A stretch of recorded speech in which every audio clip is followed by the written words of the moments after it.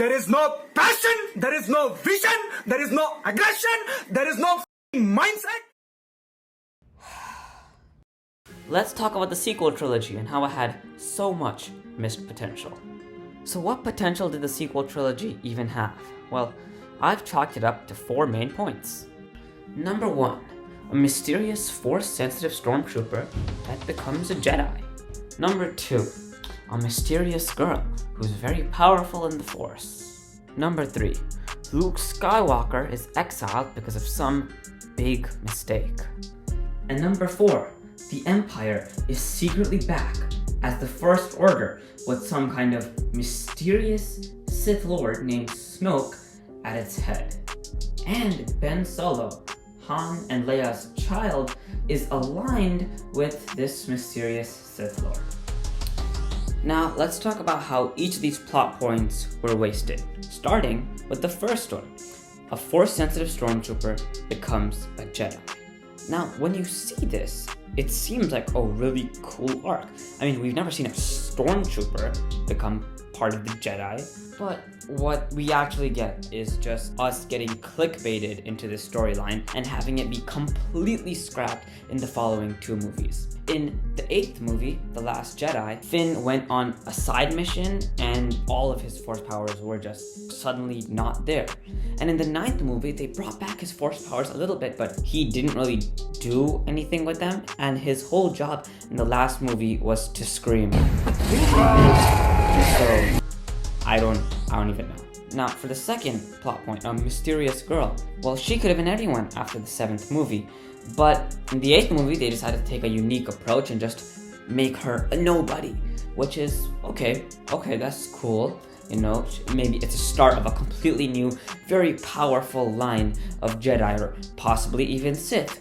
But nope, in the 9th movie, after pushing so hard that she's a mysterious girl in the 8th movie that has no background, in the 9th movie they say, nah, she's a Palpatine.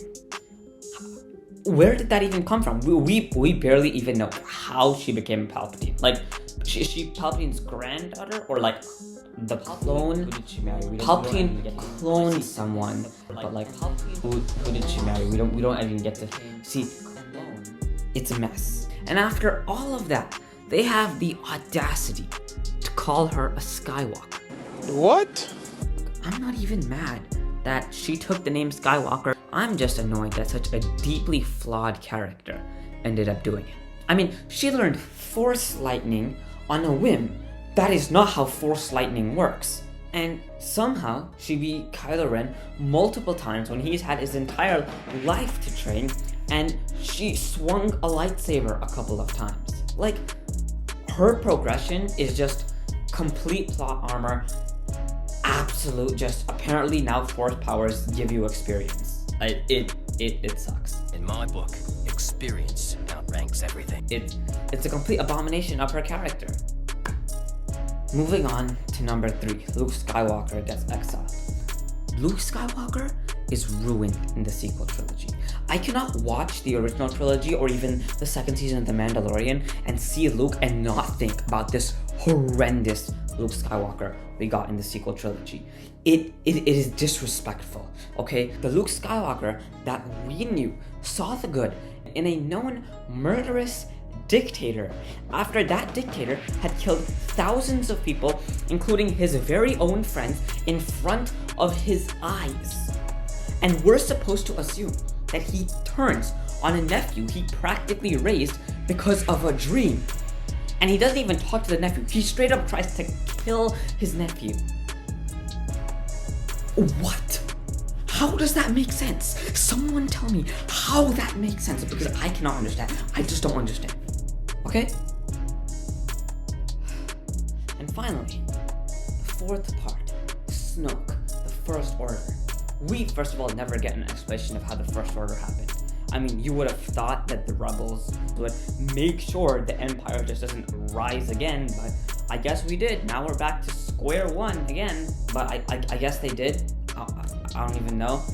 But the head of that, okay, Snoke, could have been so much better. They did not need to bring Palpatine back.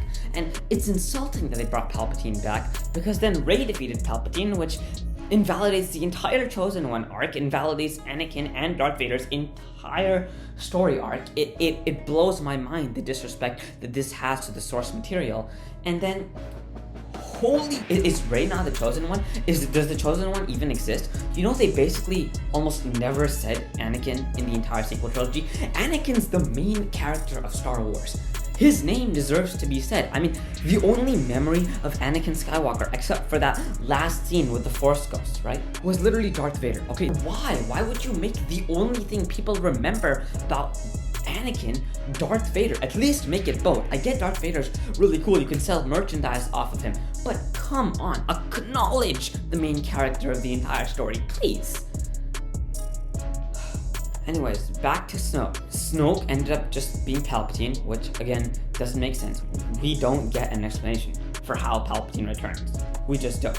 So basically everything we knew of the Star Wars timeline is just invalidated, disrespected, or just completely thrown off because obviously we had no idea what was going on. I mean, Snoke could have been an amazing character, you know? He could have been a youngling, right? From the Night of Order 66, who saw that the Republic wasn't able to keep peace, so he vowed to become the supreme leader of the world, and through the entire original trilogy, he was just meditating, becoming such a strong dark side user, and then swooped up and took the First Order to where it is today. I mean, they could have had something like that. They could have made even Kylo Ren, who was one of the better executed people, which they killed off, which also makes me really mad because now there is no Skywalker blood left. Why? Why is there no Skywalker blood left in the entirety of Star Wars now?